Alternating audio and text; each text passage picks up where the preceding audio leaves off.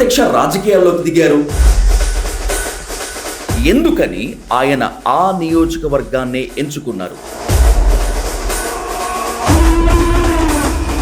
ఎక్కడ కడప, ఎక్కడ అనకాపల్లి? ఏంటి అసలు ఈ స్ట్రాటజీ ఏంటి? ఈ పోల్ మేనేజ్మెంట్ ఏంటి? శాసనసభకైతే స్థానికుడు కావాలి, పార్లమెంటుకు పరిచయాలు పలుకుబడి కావాలి. ఎందుకంటే ఏంటి అసలు ఇంత డేరింగ్ స్టెప్స్ ఏంటి? అనకాపల్లి ఏంటి, అనకాపల్లి సీఎం రమేష్ వల్ల జగన్మోహన్ రెడ్డి భయపడ్డాడు, ఆపాడు అనేది మొత్తం. విశాఖ ఎంపీ సీటును విపరీతంగా ట్రై చేశారు, అది కుదరకపోవటం వల్లే దిక్కు లేక అనకాపల్లికి రావాల్సి వచ్చింది అని. ఎప్పుడైతే విశాఖపట్నం సీట్ కావాలనుకున్న దాంట్లో వాస్తవం ముగ్గురు కూర్చున్నారు. ఎందుకంటే ఈ సీటు నాగబాబు గారికి ముందు అనుకున్నారు. జూన్ 4న మీ మీద పూలు జల్లి ప్రజలు ఇక్కడ స్వీకరిస్తారా, లేకపోతే సీఎం రమేష్ ఇక్కడ నుంచి చెవిలో పువ్వు పెట్టుకొని వెళ్ళిపోతారా? నేను ఈరోజు మామూలుగా గెలిచేది కాదు, రాష్ట్రంలో హైయెస్ట్ మెజారిటీతో గెలుస్తానని చెప్తాను. ఎందుకు చిరంజీవి గారిని బతిలాడుకోవాల్సినటువంటి అవసరం కానీ, ఆ లైన్ కానీ సీఎం రమేష్ గారికి ఎందుకు వచ్చింది అనేటువంటిది ఒక టాక్ నడుస్తుంది. మీరు మాట్లాడేది తప్పు. ప్రజలు ఎవరు వైపు ఉంటున్నారు? ఆఫ్ ద రికార్డ్ కానీ గ్రౌండ్ రియాలిటీ కానీ మాట్లాడుకుంటుంటే ఒక నిందితుడు పక్కన పెట్టుకొని మా చిన్నాన్ని ఎవరు చంపినారని అడుగుతున్నాడంటే అతను చంపింది వీళ్ళిద్దరే కదా, జగన్మోహన్ రెడ్డి డైరెక్షన్తోనే కదా చంపింది అతను. రేపు రాబోయే ఎన్నికల్లో మీకు అనుకూలంగానే ప్రజా తీర్పు ఉంటుందని భావించుకుంటున్నారు. అనుకూలంగా కాదు, ల్యాండ్ స్లైడ్ విక్టరీతో నాట్ 175 5 తీసేసే, we will get only 17. We will discuss after 4.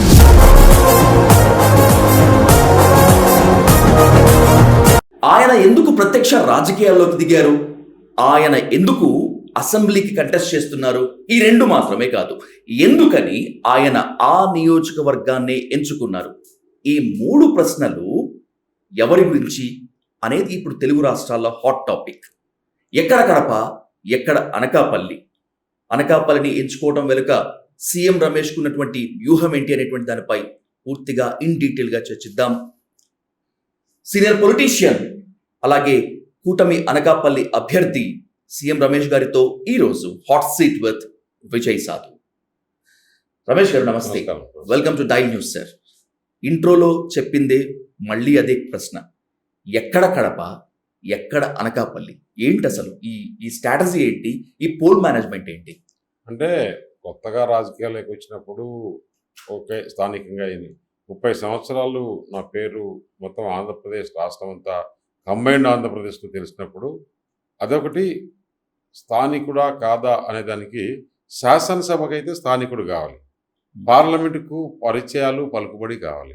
ఎందుకంటే ఎవరైతే who will deliver the things దాంట్లో చూశారు. నేను వచ్చి ఇక్కడికి దాదాపు మార్చి 27వ తారీఖు ఇక్కడ రావడం జరిగింది. అంతకుముందు ఒక నెల నుంచి కూడా అనకాపల్లి అనేది దాని మీద మొత్తం స్టడీ చేసుకున్నా, అవగాహన చేసుకున్నా, ఇక్కడికి ఫుల్ టీంతో దిగాను.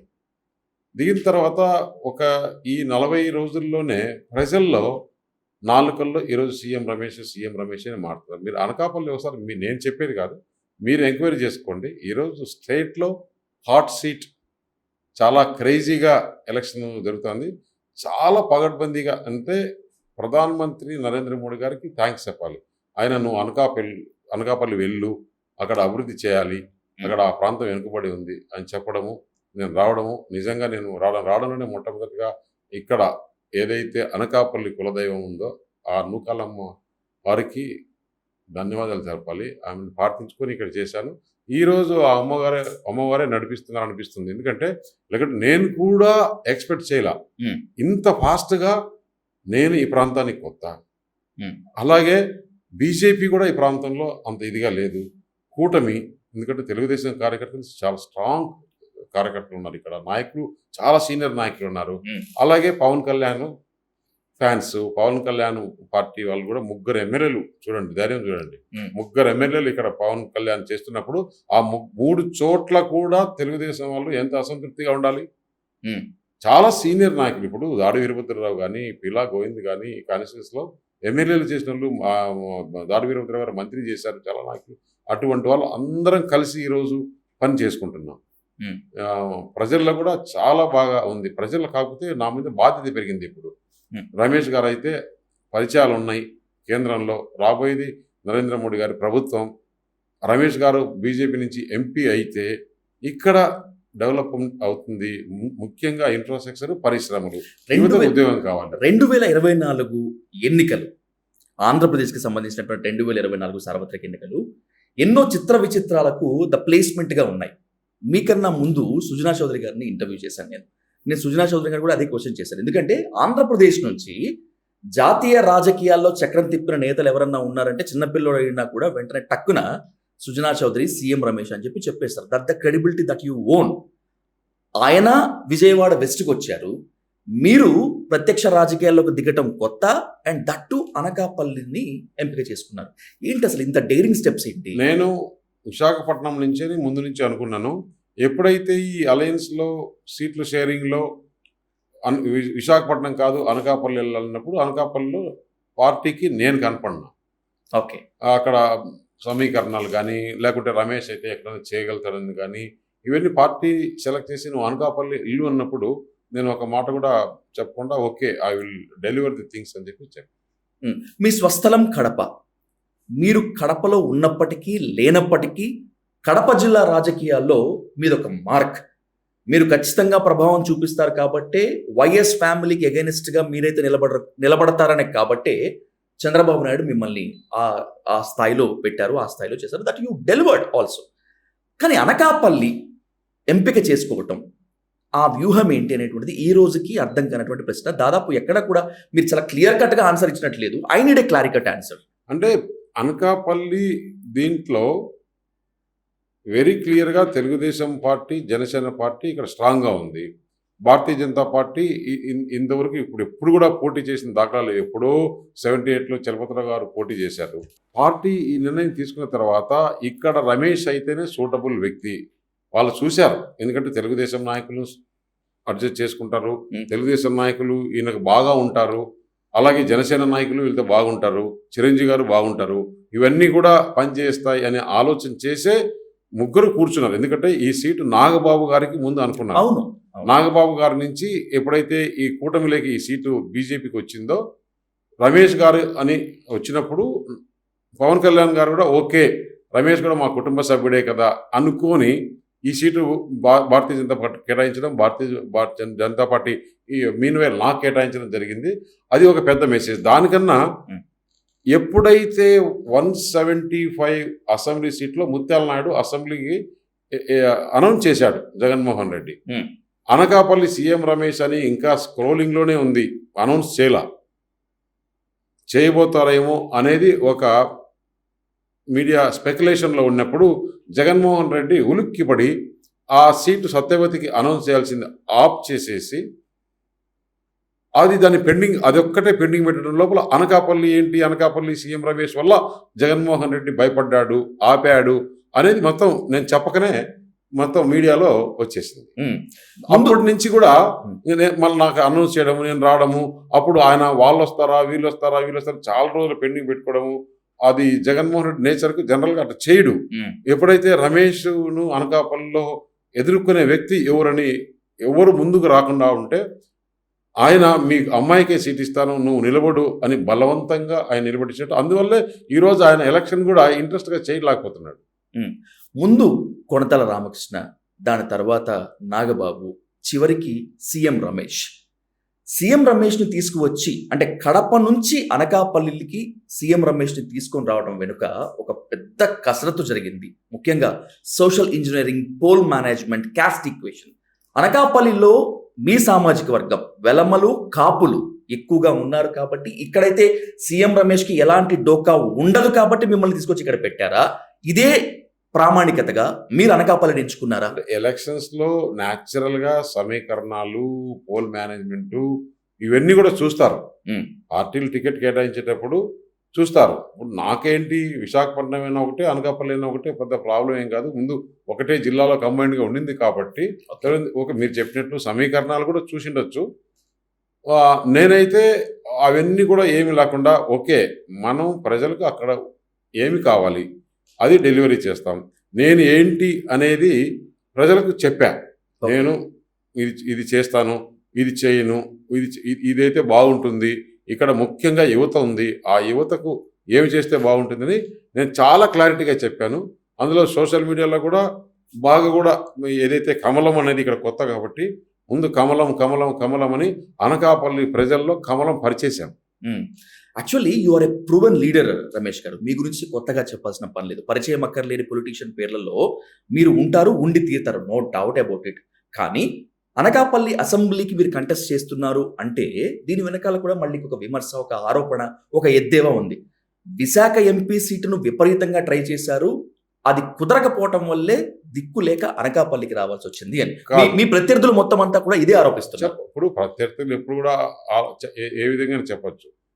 ఎప్పుడైతే విశాఖపట్నం సీటు కావాలనుకున్న దాంట్లో వాస్తవం, దాంట్లో ఏమి విపరీతంగా ప్రయత్నించింది ఏంటంటే పొత్తులో భాగంగా వాళ్ళు లాస్ట్ టైము భరత్ 3-4 వేలతోనే ఓడిపోయాడు, 5 సంవత్సరాలు కష్టపడ్డాడు, మీరు అనకాపల్లి తీసుకున్నాం ఉన్నప్పుడు నన్ను అడిగారు పార్టీ, ఓకే అనకాపల్లి తీసుకుంటారంటే ఐఎమ్ రెడీ ఫర్ అనకాపల్లి అని చెప్పడం జరిగింది.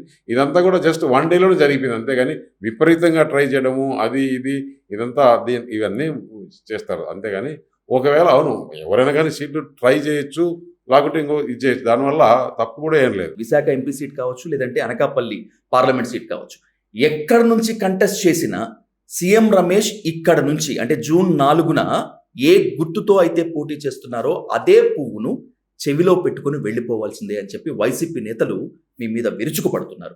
నిజంగా జూన్ 4న కరెక్ట్ మీ మీద పూలు జల్లి ప్రజలు ఇక్కడ స్వీకరిస్తారా, లేకపోతే సీఎం రమేష్ ఇక్కడ నుంచి చెవిలో పువ్వు పెట్టుకుని వెళ్ళిపోతారా? నేను చెప్పేది కాదు, నేను అభ్యర్థిని కదా, మీరు ఎంక్వైరీ చేసుకోండి. ఈరోజు రాష్ట్రం అనకాపల్లి మొత్తం ఏమై కూస్తుంది, ఏమంటున్నారు. నేను అలాంటి పరిస్థితి ఉందనుకుంటే నేను ఈరోజు రోడ్లో వెళ్తుంటే మారుమూల గ్రామాల్లో కూడా సీఎం రమేష్ అని ఇళ్లలో నుంచి పరిగెత్తుకొని వచ్చి నన్ను నిలిపి నాతో ఫోటో తీసుకోవడం, సెకండ్ తీసుకోవడము, దారిలో నిలబెట్టి మాలలు వేయడము ఇవన్నీ చేస్తున్నారంటే నిజంగా కూడా అసలు నేను చెప్పకుండా వెళ్ళినప్పుడు రోడ్లో ఎక్కడైనా సిగ్నల్ వచ్చినప్పుడు ఆగినప్పుడు కానీ, లేదు విలేజ్లో పెట్టేప్పుడు ఏదైనా పశువులు వచ్చి ఆగినప్పుడు కానీ, లేదా ట్రాఫిక్ జామ్ అయినప్పుడు కానీ ప్రజలు ఏ విధంగా వస్తున్నారో చూద్దాం. అలాగే మామూలుగా నేను ఈరోజు మామూలుగా గెలిచేది కాదు, రాష్ట్రంలో హైయెస్ట్ మెజారిటీతో గెలుస్తానని చెప్తున్నా. రాష్ట్రంలో తెలుగుదేశము, జనసేన, భారతీయ జనతా పార్టీ సీట్లలో 25 సీట్లు ఉన్నాయి కదా, ఈ 25 సీట్లలో హైయెస్ట్ మెజారిటీతో సీఎం రమేష్ గెలవబోతున్నాడు. I love your confidence Ramesh గారు. నాకున్న సోర్స్ ప్రకారము ఆంధ్రప్రదేశ్లో కూటమి ఏర్పడటంలో అత్యంత కీలక పాత్ర పోషించినటువంటి వ్యక్తులని వేళ్ల మీద లెక్క పెట్టాల్సి వస్తే నాకు తెలిసి మీరు 2వ స్థానంలో ఉంటారు. I'm right are not? మీరు ఎన్నో స్థానం ఇచ్చినా నాకు అభ్యంతరం లేదు. ఓకే సరే, ఎలాగైనా కూడా క్రియాశీలక పాత్ర పోషించారు కాబట్టి ఆంధ్రప్రదేశ్లో ఎలాగైనా సరే కూటమిని అధికారంలోకి తీసుకొని రావాల్సిందే అనేటువంటి కృతనిశ్చయంతో మీరు ఆ కూటమి ఏర్పాటులో కీలక పాత్ర పోషించారా, లేకపోతే రాజకీయ భవిష్యత్తు కోసమా? నాకు ఆల్రెడీ 2 పర్యాయాలు అంటే 12 సంవత్సరాలు రాజ్యసభ చేశాను. అవును, నాకు రాజకీయ భవిష్యత్తు కొత్తగా వచ్చేది ఏం లేదు. మళ్ళీ తర్వాత రాజ్యసభకు ఉండేటువంటి ఛాన్స్ లేదు. 6 సంవత్సరాలు కన్నా ఇది 5 సంవత్సరాలు, అది అప్పర్ హౌస్, ఇది లోయర్ హౌస్. నాకుండే పరిచయాల్లో ఇప్పుడు ఎక్కడి నుంచైనా రాజ్యసభ తీసుకోవచ్చు. ఎందుకంటే ఈరోజు నేను రాష్ట్ర రాజకీయాలు కాదు దేశ రాజకీయాల్లోనే ఉన్నా. ఎగ్జాక్ట్లీ. అటువంటిది ప్రజల నుంచి ఒకసారి పోటీ చేద్దామని పార్టీ చెప్పినప్పుడు నేను చేస్తున్నా. దాంట్లో ఈ కూటమి కట్టడం దాంట్లో ఏ పాత్ర అయినా కానీ ముఖ్యంగా ఈ 5 సంవత్సరాలు ఈ అరాచక పాలన పోవాలంటే ఈ కూటమి ఉండాలి. పవన్ కళ్యాణ్ గారు మొదటి నుంచి అదే చెప్పాడు, వ్యతిరేకత ఓటు చీలకూడదని. మేము అదే చెప్తున్నాం, ఈరోజు అదే జరిగింది. తప్పకుండా ఈ కూటమి ఆంధ్రప్రదేశ్లో ప్రభుత్వం ఏర్పాటు చేస్తుంది, ఈ కూటమి భారతదేశంలో ప్రభుత్వం ఏర్పాటు చేస్తుంది. మిమ్మల్ని బాగా ప్రేమించేటువంటి వాళ్ళు, మీ పొలిటికల్ ట్రాక్ రికార్డ్ మొత్తం అంతా తెలిసినటువంటి వాళ్ళు, మీడియాలో కావచ్చు బయట వాళ్ళు కూడా మీరు ఈ మధ్య చిరంజీవి గారి దగ్గరికి వెళ్ళి మీరు ఆప్యాయంగా కలుసుకొని మాట్లాడుకొని మీకు మద్దతుగా ఆయన వీడియో రిలీజ్ చేసిన తర్వాత ఒక చిన్న మాట ఎక్కడో అన్నారనమాట. సీఎం రమేష్ లాంటి వ్యక్తి చిరంజీవి గారి దగ్గరికి వెళ్ళటం, ఆప్యాయంగా ఆలింగనం చేసుకోవటం అంతవరకు ఓకే, కానీ ఎందుకో చిరంజీవి గారిని బతిలాడుకోవాల్సినటువంటి అవసరం కానీ, ఆ లైన్ కానీ సీఎం రమేష్ గారికి ఎందుకు వచ్చింది అనేటువంటిది ఒక టాక్ నడుస్తోంది. అక్కడ ఎవరు తగ్గారు? ఎవరు నెగ్గారు? తప్పు. మీరు మాట్లాడేది తప్పు. ఎవరు కూడా బతిమలాడుకున్నారని మాట్లాడలేదు. హ్మ్. బతిమలాడుకున్నారని ఎవరు మాట్లాడలేదు. ఓకే. అపోజిషనల్ కూడా మాట్లాడలేదు. కాబట్టి ఇక్కడ బతిమలాడుకుని కాదు. నేను ఆయన దగ్గరికి నేను అనకాపల్లి పోటీ చేస్తున్నాను. మీ బ్లెస్సింగ్స్ అని నాకు ఎవరెవరైతే జనరల్‌గా శ్రేయోభిలాషులు ఉన్నారో వాళ్ళందరినీ కూడా కలవడంలో చిరంజీవి కూడా కలిశాను. చిరంజీవి గారు ఆ స్టేట్మెంట్ ఇవ్వడం నిజంగా ఇప్పుడు ఆయనకి నచ్చి ఇచ్చాడు. హ్మ్. ఇప్పుడు నాకు ఆయనకుండే సాన్నిహిత్యం వల్ల ఆయన నచ్చి ఇచ్చాడు. అది కొంతమందికి ఇష్టం లేకుండా పోవచ్చు. ఎవరికి ఇష్టం లేకుండా పోవచ్చు? ఆయన చూస్తే ఎవరైతే భయపడుతున్నారో వారికి ఇష్టం లేకుండా పోవచ్చు. సజ్జల రామకృష్ణారెడ్డి స్టేట్మెంట్ ఇవ్వడం కూడా హ్మ్. ఈరోజు ఒక వ్యక్తి ఎవరికైనా స్వేచ్ఛ ఉంది. ఆయన వాళ్ళని విమర్శించాల. ఫస్ట్ ఆఫ్ ఆల్ ఇక్కడ చూడండి ఓకే. ఎంత ఎంత గొప్పగా ఆలోచించారు. అవును. అవును. వాళ్ళనేమి విమర్శించాల. ఈ రమేష్ అయితే బాగా చేస్తాడు, అభివృద్ధి చేస్తాడు, ఆయనకుండే పరిచయాల వల్ల అని చెప్పాడు. ఈ కూటమి కట్టడం సంతోషం అన్నాడు. ఈ రాష్ట్రానికి ఇది అవసరం అని చెప్పాడు. వాళ్ళ మాట ఎక్కడా మాట్లాడలేదు. ఎందుకు అంత భయం వాళ్ళకు? ఆ చిరంజీవి అటువంటి మహానుభావుడిని, జగదేక వీరుడిని, అటువంటి వ్యక్తిని వాళ్ళు మాట్లాడుతున్నారంటే ప్రజలు ఊరికే ఉంటారండి. హ్మ్. ఈరోజు చిరంజీవి ఫ్యాన్స్ ఏం మాట్లాడుతున్నారు? చిరంజీవి ఫ్యాన్స్ చాలా అగ్గి మీద గుగ్గిలమై ఉన్నారు. అలాగే అల్లు అర్జున్ ఫ్యాన్స్, హ్మ్. అలాగే రామ్ చరణ్ ఫ్యాన్స్, వాళ్ళ కుటుంబంలో ఉండే వాళ్ళందరూ కూడా ఈరోజు చిరంజీవిని మాట్లాడితే తోలు తీస్తా. పవన్ కళ్యాణ్ చెప్పాడు, నువ్వు ఏమైనా చెయ్యి, చిరంజీవిని మాట్లాడితే తోలు తీస్తా సజ్జల రామకృష్ణారెడ్డి చెప్పడం. నువ్వు అంటే సజ్జల రామకృష్ణారెడ్డి మాటలు కాదవి. హ్మ్. Jaganmohan Reddy mouth piece Sajjala Ramakrishna. As you said that Chiranjeevi గారు మీకు మద్దతుగా వీడియో రిలీజ్ చేయడం it's a boosting, no doubt. అది వీడియో వరకు ఆగిపోతుందా? రేపు అనకాపల్లిలో చిరంజీవి గారు వచ్చి ప్రచారం చేసే వరకు వస్తుందా? మోస్ట్ ఆఫ్ వేచి చూద్దాం. సో వై నాట్ 175 అంటూ సిద్ధం మేమంతా సిద్ధం సభలతో దూసుకుపోతున్నాడు వైఎస్ జగన్మోహన్ రెడ్డి. మీరు ఎన్ని గ్రాఫిక్స్ మాయాజాలాలు చేసినా, ఎంత చేసినా కూడా రాబోయేటువంటిది అధికారం మాదే అంటున్నారు కూటమి నేతలు వీళ్ళంతా కూడా. ప్రజలు ఎవరి వైపు ఉంటున్నారు? ఆఫ్ ద రికార్డ్ కానీ గ్రౌండ్ రియాలిటీ కానీ మాట్లాడుకుంటుంటే ఇన్ని పాపాలు, ఇన్ని నేరాలు, ఇన్ని ఘోరాలు, ఇంత అవినీతి, ఒక సొంత చెల్లెలు చేసిన వాడిని ఎవరు కూడా అసలు ప్రజలు ఇంత ఘోరాలు చేసిన వాడు జగన్మోహన్ రెడ్డి. అలాగే ఈరోజు ఉద్యోగస్తులు ఎవరైనా ఒక 10% ఓటేస్తారండి జగన్మోహన్ రెడ్డికి. టీచర్స్ ఒక 10% ఇస్తారా? ఐఎమ్ టెలింగ్, 100 మందిలో 10 మంది జగన్మోహన్ రెడ్డి టీచర్ చేస్తారా? ఆశా వర్కర్లు ఇస్తారా? అంగన్వాడీ వర్కర్లు ఇస్తారా? ఈరోజు ఎవరైతే ఆల్కహాల్ అలవాటు పడిండారో, లిక్కర్కి అలవాటు పడిండారో ఒక్క ఓటు జగన్మోహన్ రెడ్డికి వేస్తారా? అలాగే రైతాంగం జగన్మోహన్ రెడ్డికి వేస్తారా? బీసీలు జగన్మోహన్ రెడ్డికి వేస్తారా? ఎవరు వేరండి జగన్మోహన్ రెడ్డికి. ఎందుకంటే వాళ్ళందరూ కూడా, నేను చెప్పిన వాళ్ళందరూ కూడా పర్సనల్గా నష్టపోయారు జగన్మోహన్ రెడ్డితో, మోసపోయారు. పోలీస్ డిపార్ట్మెంట్ వేస్తారా? హోంగార్డ్స్ వేస్తారా? ఎవరైనా సెక్యూరిటీ గార్డ్స్ వేస్తారా? ఎవరు ఏ వర్గం ఆయనతో ఉంది? ఏ వర్గము లేదు. 175 అని చెప్పుకుంటున్నారు కదా. ఎందుకు 175 అయితే 3 అస్సాం ఎమ్మెల్సీ ఎలక్షన్స్లో కంటెస్ట్ చేస్తే తెలుగుదేశం పార్టీ ఎలక్షన్ కూడా పట్టించుకోకుండా ఉంటే కూడా వారు ఎక్కడైతే దొంగ ఓట్లు వేయించుకున్నారో వాళ్ళు క్యూలో పెట్టి వేసుకునే మనుషులు, ఏజెంట్లు కూడా లేని ప్లేస్లో తెలుగుదేశానికి ఎవరు గెలిచారు? ఎవరు గెలిచారండి? 23% డిఫరెన్స్ ఓట్ షేర్తో గెలిచారు. దాంట్లో అన్నారు ఇదంతా వీళ్ళు క్లాసు, వీళ్ళు మాస్ కాదు అని. దాంట్లో మళ్ళా నేను మొత్తం తీస్తే ఓటర్స్ చూస్తే 73% is the ration card holders. వాళ్ళకంతా పథకాలు వస్తున్నాయి. ఇప్పుడు మిమ్మల్ని కూర్చోపెట్టి నేను ఫోన్లో, మా దగ్గర వార్ రూమ్ ఉంది ఇక్కడ, మీరు వినండి, అక్కడ వెళ్ళి ఫోన్లో మాట్లాడితే, ఫోన్ చేసి మీరు ఎవరైతే బెనిఫిషియర్స్, ఉమెన్ బెనిఫిషియర్స్, ఏంటమ్మా మీకు రేపు ఈ 6 గ్యారెంటీలు ఈ కూటమి అనౌన్స్ చేసింది కదా, 6 గ్యారెంటీల్లో 4,000 రూపాయలు పెన్షన్ కావాలన్నా ఎవరికి ఓటు వేయాలనుకుంటున్నారు? ఈ 6 గ్యారెంటీలు నమ్ముతున్నారా? ఎవరికి వేయాలనుకుంటారు? ఎంత పర్సంటేజ్ మేము ఓటు చంద్రబాబు నాయుడుకి వేస్తాం? 6 గ్యారెంటీలు ఉన్నా లేకున్నా కూడా ఈ ప్రభుత్వం మమ్మల్ని మోసం చేసింది. ఎందుకంటే మాకు అమ్మఒడి ఇచ్చేసి నానా జోబులు ఖాళీ చేసింది. ఎందుకు ఖాళీ చేసిందమ్మా అని అడిగితే, ఏంటండి 80 రూపాయలు 60 రూపాయలు ఉండే చీప్ లిక్కర్ను 200 రూపాయలు చేసినాడు. అంటే 120 రూపాయలు 130 రూపాయలు మాకు అక్కడ పోయింది. పని చేసుకొని సంపాదించుకొని రోజు 1000 రూపాయలు 800 రూపాయలు కూలి వస్తే సగం డబ్బులు దానికే పోతుంది. మా అమ్మ ఒడి ఇచ్చిన డబ్బులు మేము స్కూల్ ఫీజు కట్టలేకుండా నాన్న తీసిపోయి ఈ డబ్బులు తాగేసి ఖర్చు పెడుతున్నాడని ఒక్క మనిషి పైన సంవత్సరానికి 3 లక్షల రూపాయలు లిక్కర్లోనే నష్టపోయారు. మరి కరెంటు ఛార్జీలతో ఎంత నష్టపోయారు, మరి బస్ ఛార్జీలతో ఎంత నష్టపోయారు, మిగతా చెత్త పన్నుతో ఎంత నష్టపోయారు, మిగతా ట్యాక్సులతో ఎంత నష్టపోయారు, ఇవన్నీ పెట్రోల్ డీజిల్ పెరిగిన దాంట్లో ఎంత నష్టపోయారు అని చెప్పేసి ప్రజలు ఈరోజు అన్నీ తెలుసు వాళ్ళకి. కాకపోతే ఈ రాక్షసుని ముందర అందరూ భయపడి చాలా వరకు సైలెంట్గా ఉన్నారు.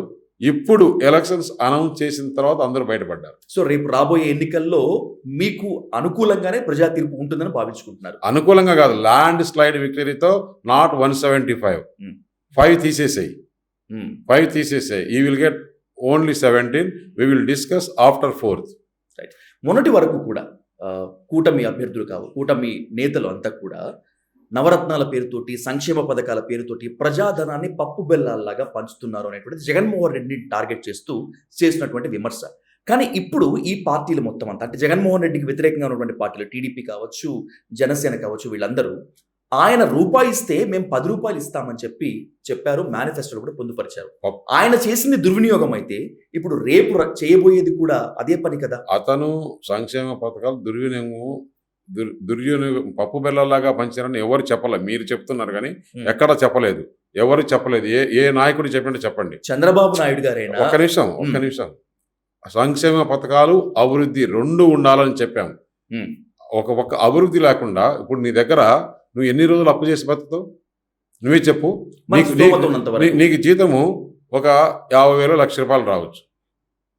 నువ్వు ఆ 1,00,000 రూపాయలు నెలకు 10,000 5,000 సేవింగ్ చేసుకుంటే, లేదు 1,00,000 రూపాయలు ఇంటూ 10 టైమ్స్ వేసుకుంటే నువ్వు 10 లక్షల రూపాయలు నువ్వు తెచ్చుకునే స్తోమత ఉండొచ్చు నీకు.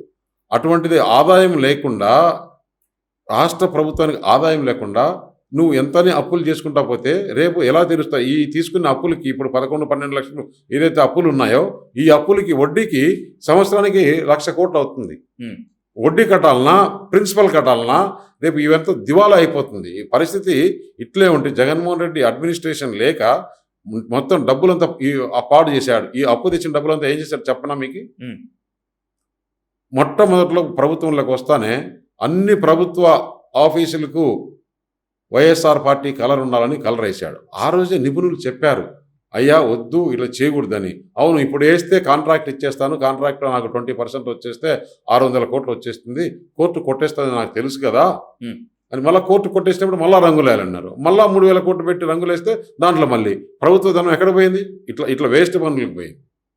అన్ని ఇలాంటి వేస్ట్ పనులకు. ఇప్పుడు ఆడ 600 కోట్ల రూపాయలు పెట్టి ఏదైతే వైజాగ్లో ఒక ప్యాలెస్ కట్టాడో అది దొంగతనంగా అన్ని ఏజెన్సీలకు తప్పు చెప్పి అక్కడైతే టూరిజం గెస్ట్ హౌస్ కడుతున్నాం, టూరిజం ఇచ్చేస్తున్నామని అక్కడ ఎవరిని చూడనీయకుండా ప్రభుత్వం సొంతం అనుకున్నాడు ఆయన. ఇవన్నీ కూడా రేపు ఎంక్వైరీలో బయటపడతాయి. ఏం చేయాలి ఇప్పుడు దాన్ని? అంటే నీకు ఒక రాజు మాదిరి అనుకుంటున్నావని ప్రజలు ఒకసారి ఓటేస్తే రాజ్యాంగం లేదా? నీ ఇష్టానుసారంగా ఇప్పుడు అతను ఎన్ని రకాల అబద్ధాలు చెప్తున్నాడు. అవినాష్ రెడ్డి చిన్నపిల్లాడు అంటండి, నాతో పాటు 10 సంవత్సరాలు పార్లమెంట్లో ఉన్నాడు. ఒక చిన్నాను సొంతంగా చంపినాడని చెప్పి సిబిఐ నిర్ధారిస్తే మొత్తం కడప జిల్లా అంతా కూడా అవినీతిమయం చేసి ఎక్కడ ఉండే వనరులు అక్కడ దోచేసుకునే డబ్బులు అంతా దాచేసుకుంటే అతను చిన్నపిల్లవాడు అయితే చెప్పింది కదా సునీత, స్కూల్కి పంపించాలి, కాలేజీకి పంపించాలి, ఎందుకు పార్లమెంట్కి పోటీ చేయిస్తున్నామని. అంటే ప్రజలు నేను ఏమి చెప్పినా ఎర్రిపప్పలు అనుకుంటున్నాడా?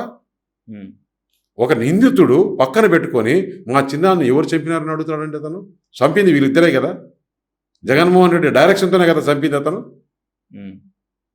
సిబిఐ అన్నీ తేల్చింది కదా. తేల్చిన తర్వాత ఇంకా కూడా నువ్వు అలా మాట్లాడుతున్నావు అంటే ప్రజలను ఏమనుకుంటున్నావు? ప్రజలకు తెలియదు అనుకుంటున్నావా? నువ్వు ఇచ్చే చిల్లరకు ఆశపడతాను అనుకుంటున్నావా? ఏదో మేనేజ్ చేయాలనుకుంటున్నావా? అంతా సిస్టాన్ని మేనేజ్ చేయాలనుకుంటున్నావా డబ్బులతో? కాదు. ప్రజలు ఈరోజు ఎంత కోపంగా ఉన్నారంటే అంత కోపంగా ఉన్నారు. వైఎస్ వివేకానంద రెడ్డి హత్య, దాని తర్వాత పరిణామాలు, ఆ ప్రభావం కేవలం కడప జిల్లా రాజకీయాలపైనే ఉంటుందా రమేష్ గారు, లేదంటే టోటల్ ఆంధ్రప్రదేశ్ మీద ఉంటుందా?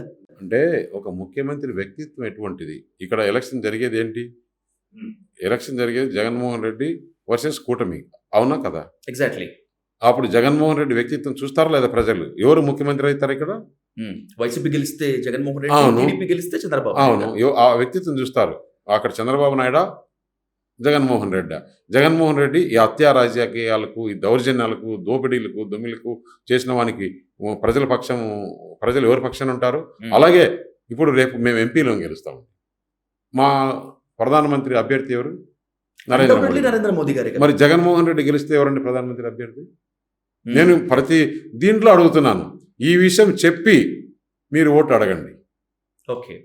మీరు ఎవరికి సపోర్ట్ చేయాలి? రేపు ఎవరి దగ్గరికి పోవాలి మీరు?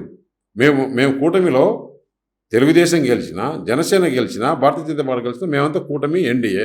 మా అభ్యర్థి ప్రధానమంత్రి అభ్యర్థి నరేంద్ర మోడీ గారు. మీ అభ్యర్థి ఎవరు? మీరు ఏ పార్టీ? మీ కూటమి ఏది?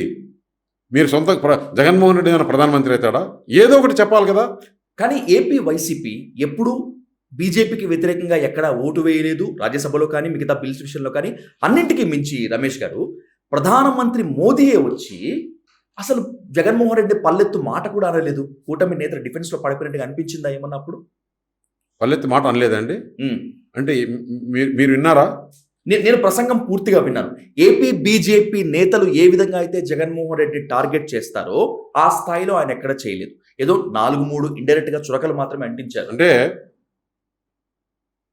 ఒక రాక్షసుడు, దుర్మార్గుడు పేరు ఎత్తేదానికి కూడా ప్రధానమంత్రికి ఇష్టం లేక ఈ ప్రభుత్వం జగన్ ప్రభుత్వమే కదా, ఇంకేరే వాళ్ళు 2-3 ప్రభుత్వాలు ఉన్నాయి ఇక్కడ లేదు, ఆంధ్రప్రదేశ్లో. ఈ ప్రభుత్వం అవినీతిమయం. క్యాబినెట్ మంత్రులంతా కూడా అవినీతిలో పోటీ పడుతున్నారు. ఈ కూటమి ఏదైతే గెలిస్తేనే ఆంధ్రప్రదేశ్కు మేలు జరుగుతుంది అని చాలా క్లారిటీగా చెప్పినాడు. నిన్న రాజ్నాథ్ సింగ్ ఏం చెప్పాడు? Liquor mafia, sand mafia, mining mafia, భూ కబ్జా మాఫియా వీళ్ళంతా ఎలక్షన్లు అయిపోయినాక జైలుకి వెళ్తారని చెప్పారా? నిన్న పీయూష్ గోయల్ చెప్పాడా? ఇదంతా భారతీయ జనతా పార్టీ కాదా? సీనియర్ నాయకులు కాదా? సో రాజధాని ఎందుకు అమరావతిలోనే ఉండాలి? ఎందుకు రాజధాని విశాఖ కాకూడదు? మళ్ళీ నేను అధికారంలోకి వస్తే విశాఖను రాజధానిగా చేసి ఒక అగ్రపదంలో పెడతానని చెప్పి జగన్మోహన్ రెడ్డి ఆయన కళ పాపం ఆ కళగానే మిగిలిపోతుంది. అమరావతి ఏదైతే ప్రధానమంత్రి నరేంద్ర మోడీ ఒక్కసారి అది అమరావతి క్యాపిటల్గా అనౌన్స్ చేసి ఆ వర్క్ స్టార్ట్ చేయడం జరుగుతుంది. అమరావతి క్యాపిటల్ ఉంటుంది. అమరావతి క్యాపిటల్గా ఈ 5 సంవత్సరాల్లో కంప్లీట్ చేయబడుతుంది. బ్రహ్మాండమైన క్యాపిటల్గా తీర్చిదిద్దుతారు. టు ద లాస్ట్ మీ పేరు ఎవరు చెప్పినా కూడా సీఎం రమేష్ అని చెప్తారు. చాలా మందికి సీఎం అంటే ఏంటో తెలియదు. కొంతమందికి బహుశా ఆయన ఏ రాష్ట్రానికి సీఎం అని అడుగుతారు. ఆఫ్ ద రికార్డ్ కావచ్చు, కాస్త జోవెల్గా కావచ్చు. రమేష్ గారు, భవిష్యత్తులో ఎప్పుడైనా సీఎం పదవిని స్వీకరించాలని, సీఎం అవ్వాలనేటువంటి ఆశ సీఎం రమేష్కి ఉందా? రాజకీయాల్లో ఉన్నప్పుడు ఎవరు కూడా ఉండకుండా ఉంటుందా అండి? వేచి చూద్దాం. టైం ఎట్లొస్తుందో, రాజకీయాలు ఎట్లా మలుపు తిరుగుతాయో చూద్దాం. వాట్ ఎవర్ ఇట్ ఈస్, జాతీయ రాజకీయాల్లో చక్రం తిప్పి సీఎం రమేష్ అంటే ఒక పేరు కాదు, ఒక బ్రాండ్ అంటూ క్రియేట్ చేసుకొని రాష్ట్ర రాజకీయాల్లోకి, ప్రత్యక్ష రాజకీయాల్లోకి అడుగుడబోతున్నటువంటి రమేష్ గారికి ఆల్ ద బెస్ట్ చెప్తూ, ఇంత హెక్టిక్ షెడ్యూల్లో ఇంత వండర్ఫుల్ ఇంటర్వ్యూ డైల్ న్యూస్కి ఇచ్చినందుకు మరొకసారి thank you so much sir. Thank you.